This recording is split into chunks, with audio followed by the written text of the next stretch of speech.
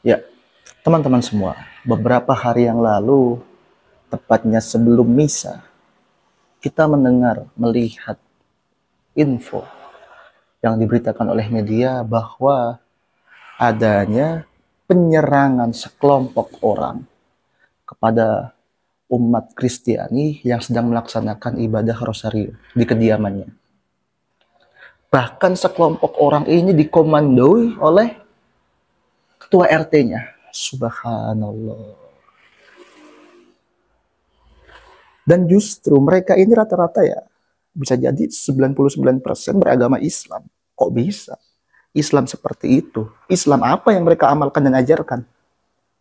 Untuk selengkapnya kita bahas. Nah, teman-teman semua, beberapa hari yang lalu, saudara-saudara kita, ya, adik-adik kita, mahasiswa-mahasiswi dari Universitas Pamulang yang sedang beribadah di kediamannya, melaksanakan ibadah rosario, mereka mengalami tindakan kriminalisasi, intimidasi, bahkan kekerasan oleh sekelompok orang di sekitar sana.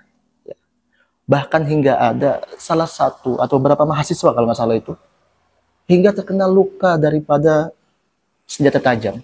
Ini sungguh ironi. Ya, sungguh ironi bagi negara kesatuan Republik Indonesia. Bahkan pelakunya itu adalah ketua RT yang memprovokasi untuk melakukan tindakan demikian. Ini Masya Allah. Rata-rata itu semuanya beragama Islam. Rata-rata loh. Ya. Kalau nggak percaya cek aja KTP-nya. Pasti beragama Islam. Sampai saya bingung, ini Islam apa yang mereka amalkan dan ajarkan.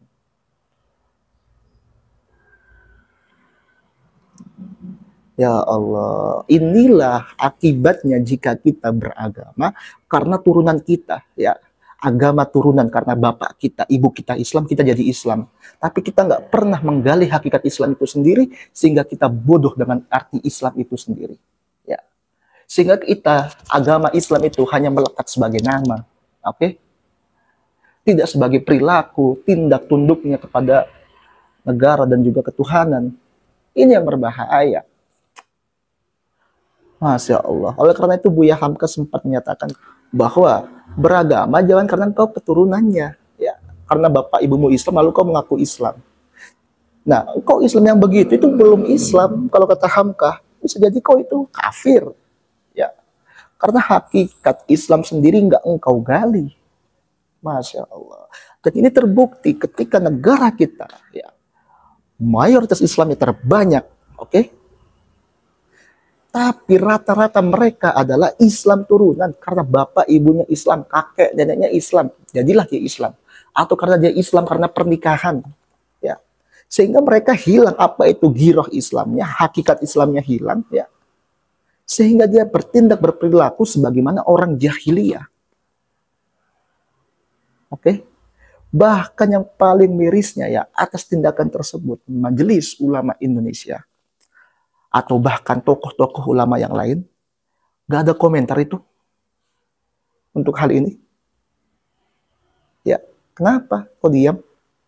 Katanya kalian khodimatul ummah, pelayan umat, sebagai ladang atau wadah tarbiyah pendidikan kepada umat. Tapi kok masih ada umat Islam melakukan tindak kekerasan kepada umat agama lain? Gagal dong kalian.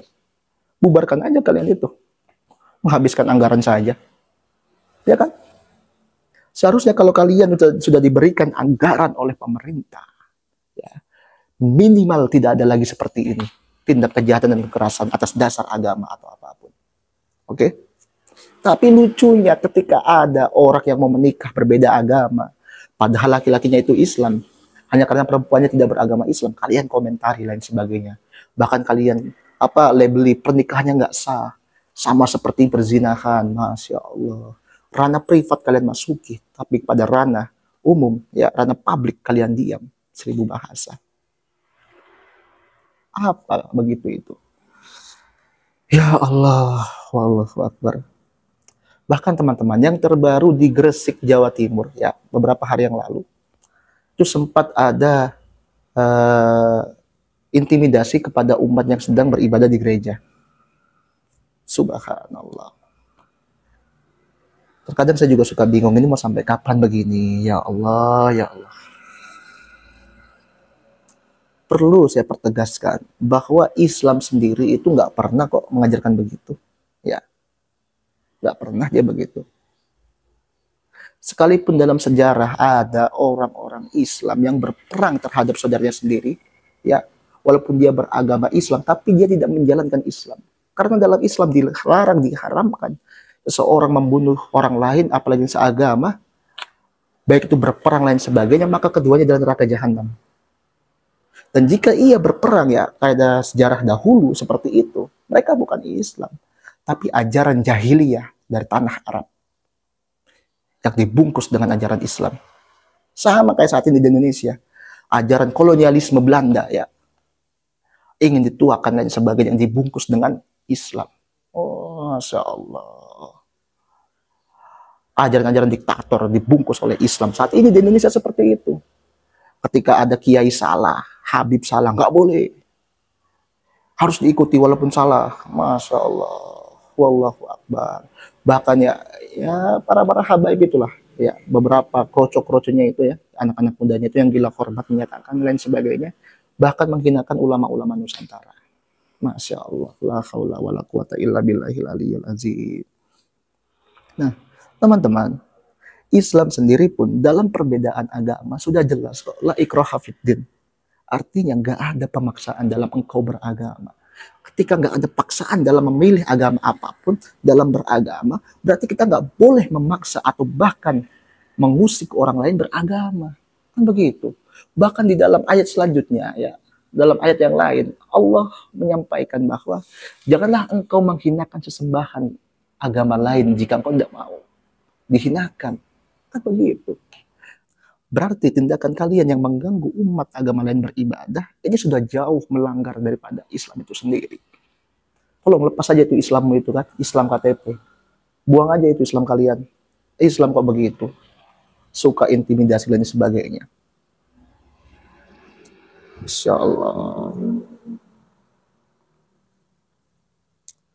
Islam gak pernah kok memaksa seseorang itu harus memilih agama Islam. Enggak.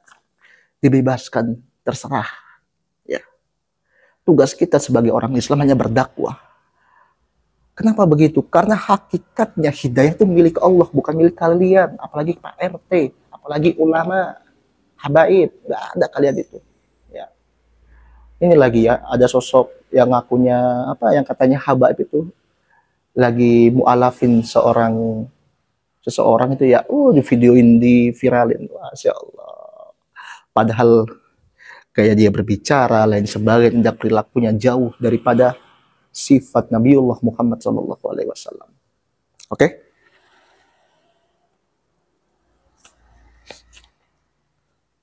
Tapi jujur teman-teman, saya juga harus mengakui dengan sadar bahwa Al-Quranul Karim sejatinya ini terlalu banyak juga ayat-ayat yang jika dipahami dengan letterlik menyebabkan adanya pertumpahan darah.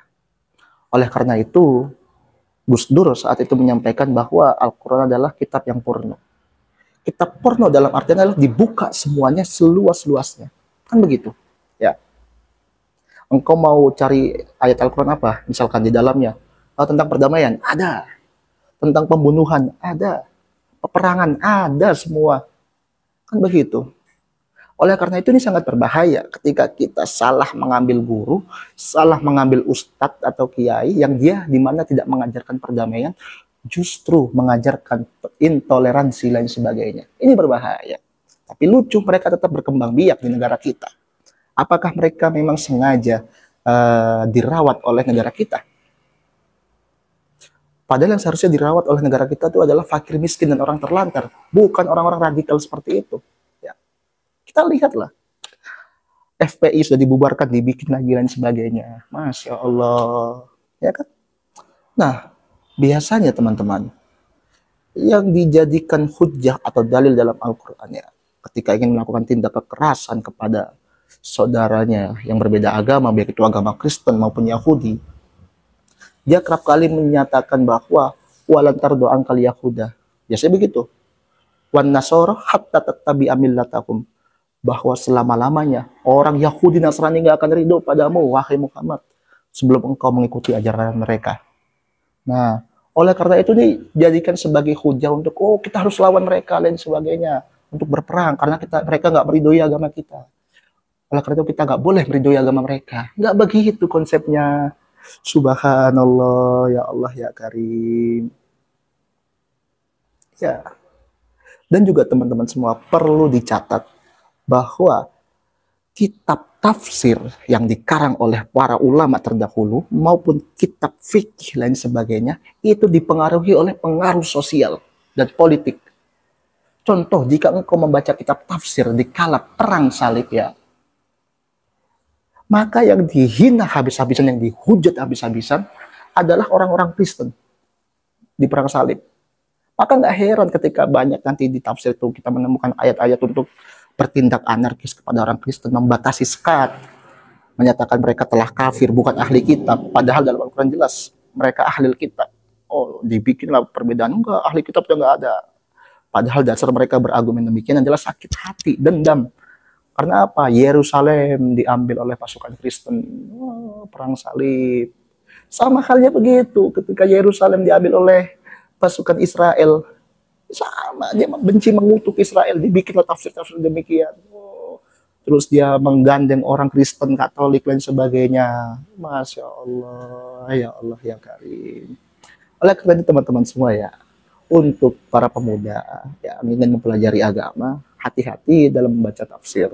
Ya, dilihat dahulu. Karena biasanya ada tafsir yang berbeda tentang pemahamannya. Oke? Yang suci dan yang wajib diimani itu adalah Al-Quran, bukan tafsirnya. Tafsir karangan manusia, manusia bisa bersalah. Oleh karena itu banyak tindakan anarkis radikal, salah satunya adalah daripada penafsiran-penafsiran yang salah. Oke? Nah, saya menyarankan beberapa tafsir, diantaranya yaitu tafsir Al-Azhar, karangan Buya Hamkah, dan juga tafsir Al-Misbah, karangan Quraisy Shihab. Kemudian, saya berharap kepada pihak aparatur negara, khususnya pihak kepolisian, Ban PT, dan sebagainya, untuk mengawasi, menindak dengan tegas tindakan-tindakan anarkis, intimidasi kepada agama lain. Ya, jangan dibiarkan ini. Karena kalau dibiarkan, bahkan dilanggengkan, ini yang terjadi menimbulkan bibit-bibit terorisme. Oke? Jangan. Ketika memang ada dilihat suatu gerakan atau apapun yang dia berafiliasi dengan, mohon maaf, Ikhwanul Muslimin, Hizbut Tahrir, harus ditertibkan itu. Oke? Karena yang paling berbahaya itu adalah Islam-Islam radikal. Kenapa saya bilang berbahaya? Karena dia bisa menghalalkan saudaranya sendiri yang beragama Islam. Begitu kok. Sudah berapa banyak peperangan di zaman sejarah saat itu, bahkan di tanah Arab. Bahkan pada zaman dinasti-dinasti itu kan, mereka sama-sama Islam. Tapi karena kepentingan politik dan sebagainya, dan dia berpaham radikal, ya berpaham radikal dalam artian, maaf ya, kekerasan dan sebagainya, hingga dia berani membunuh saudaranya sendiri. Subhanallah, teman-teman semua. Cuman teman-teman ya, ini saya tegaskan lagi, hati-hati.